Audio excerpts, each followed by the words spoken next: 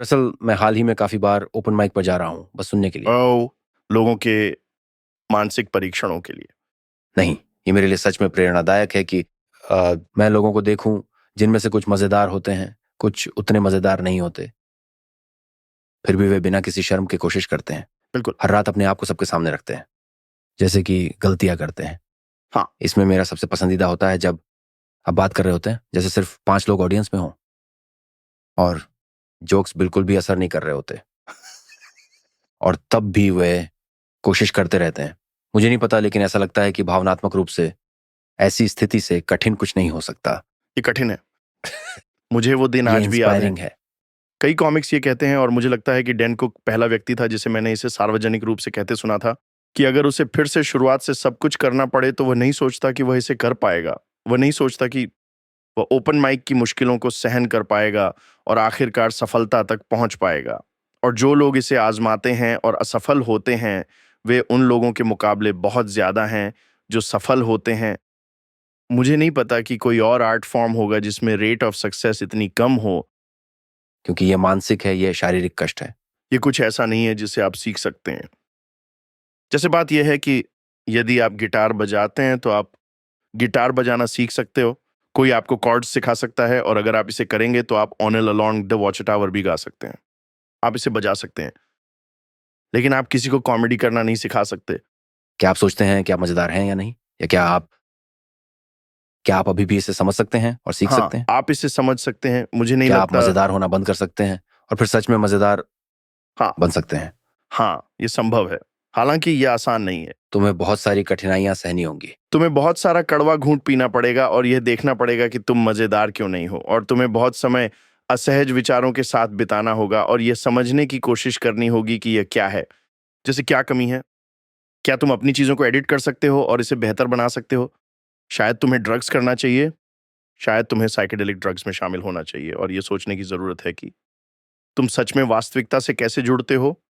शायद तुम्हें heart broke की जरूरत हो, शायद तुम्हें प्यार में होना चाहिए, शायद वहां बहुत सारे शायद हैं, शायद आपको सिर्फ अधिक जीवन अनुभव की आवश्यकता है। लेकिन जब मैंने कॉमेडी शुरू की तब मैं 21 साल का था और मेरे पास कोई जानकारी नहीं थी। बस मैं लोगों की नकल कर सकता था और मैं बस सेक्स के बारे में बात कर सकता था। हाँ, ये वे चीजें थीं जो मुझे तब दिलचस्प लगती थी। मतलब अगर मैं फिलोसॉफिकली वे में बात कर रहा था तो मुझे नहीं पता, मेरे पास कोई फिलॉसफी नहीं थी। मेरे पास जीवन पर एक अनोखा दृष्टिकोण नहीं था। मैंने ज्यादा अनुभव नहीं किया था। ये वो चीजें थीं जो मुझे तब दिलचस्प लगती थी। मतलब अगर मैं फिलॉसफी वे में बात कर रहा था तो मुझे नहीं पता हाँ। वास्तव में आप क्या मानते हैं, आप सीखते हैं। और मेरा मानना है कि आप पॉडकास्टिंग के बारे में भी ऐसा ही कह सकते हैं। मैं अब बिल्कुल निश्चित रूप से सच में बातचीत करने में बहुत बेहतर हूं, जितना कि जब मैंने पहली बार कॉमेडी शुरू की थी। ओ एक्सक्यूज मी, जब मैंने पहली बार पॉडकास्ट करना शुरू किया था। बस यही करते रहो बच्चों, क्योंकि एक दिन तुम डोनाल्ड ट्रंप का इंटरव्यू ले पाओगे, काफी मजबूत हो जाओगे उस बातचीत को संभालने के लिए। ये करना कितना मुश्किल है, क्योंकि मैं सच में क्यूरियस हूँ। ये मेरी बकेट लिस्ट में है, क्योंकि मैं हर उस चीज को करना चाहता हूँ जिससे मुझे डर लगता है। स्टैंड अप करो। नहीं, पर मैं करना चाहता हूँ जैसे एक छोटा सा 5 मिनट का ओपन माइक। तुम किल्टोनी क्यों नहीं करते? बताइए, 5 मिनट करना कितना कठिन है? ये मुश्किल है। खैर, ये इस पर निर्भर करता है कि आप कॉमेडी करने के बारे में कितने समय से सोच रहे हैं। ये इस बात पर निर्भर करता है कि आप चीजों को कैसे देखते हैं।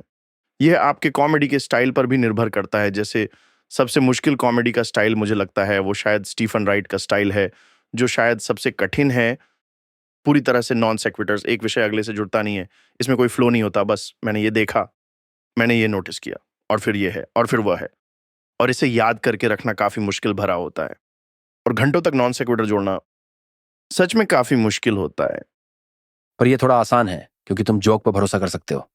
ये जोक के साथ ज्यादा बैठता है। जैसे कि आप मजेदार हैं या नहीं, ये असल में आपके कंटेंट पर निर्भर करता है, न कि समय, ऊर्जा या दर्शकों के साथ तालमेल पर। क्योंकि अगर तुम्हारे पास स्टीफन राइट या मिच हेडबर्ग की तरह रॉ जोक्स नहीं है, तो तुम्हारा सब कुछ डिलीवरी पर निर्भर होता है। या तो जबरदस्त प्रदर्शन करते हैं या पूरी तरह से फेल हो जाते हैं। क्या ये रैंडम है? चाहे वो हिट हो जाएं या फिर फ्लॉप। हाँ, खैर, मेरा मतलब है आप अपनी जिंदगी के हर दिन एक अलग व्यक्ति होते हैं। आप जानते हैं आप समान हैं, लेकिन आप अधिक थके हुए हैं, आप अधिक आराम कर चुके हैं, आप थक चुके हैं, आप तरोताजा महसूस करते हैं। आपके सिस्टम में विटामिन, खाना और पोषण है। आपका दिल टूट गया है, आप कई दिनों से सोए नहीं हैं, आप हर समय एक अलग व्यक्ति होते हैं और आप उस मंच पे कॉमेडी करने जाते हैं। तुम उस इलाके में हो जहां लेक्स फ्रीडमैन है, तुम लेक्स फ्रीडमैन के इलाके में हो, तो अब मुझे कौन सा लेक्स फ्रीडमैन मिलेगा? हाँ, सही बात है। Energy levels. हाँ, ये इस पर निर्भर करता है, लेकिन किल्टोनी के साथ एक और बात यह है कि ये वीडियो में रिकॉर्ड किया जाता है। हाँ, क्या गालियां मिलती है? वो हमेशा ही मिलती है, हमेशा मिलती है। दुनिया इसे देख सकती है। लेकिन ये कॉमेडी में सबसे महत्वपूर्ण शो में से एक है। ये कॉमेडी में सबसे महत्वपूर्ण शो है, क्योंकि सबसे पहले ये स्टैंड अप में स्थापित करता है कि स्टैंड अप में खासकर उन लोगों के लिए जो ओपन माइक से शुरुआत कर रहे हैं, सबसे महत्वपूर्ण चीज हंसी पैदा करना है। जैसे यही आर्ट फॉर्म है और इसके साथ बहुत सारी इनसिक्योरिटी जुड़ी है, बहुत सारा डर भी।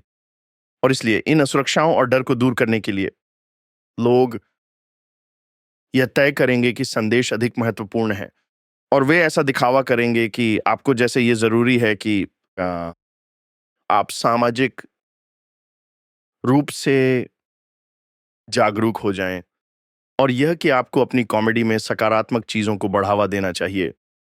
ये बकवास है। जो लोग ऐसा कहते हैं वे सभी खराब हैं, वे सभी कॉमेडी में खराब हैं और यही उनकी असुरक्षा है। ऐसा है कि वे बस अच्छे से प्रदर्शन नहीं कर पाते, तो उन्हें दिखावा करना पड़ता है कि वे सामाजिक रूप से जागरूक हैं। और यह सामाजिक रूप से जागरूक होना समाज का एक महत्वपूर्ण हिस्सा है। मुझे कुछ वास्तव में स्पष्ट रूप से समझाने दें। धरती पर कोई भी इंसान जोक की वजह से कभी अपनी जिंदगी नहीं बदलता।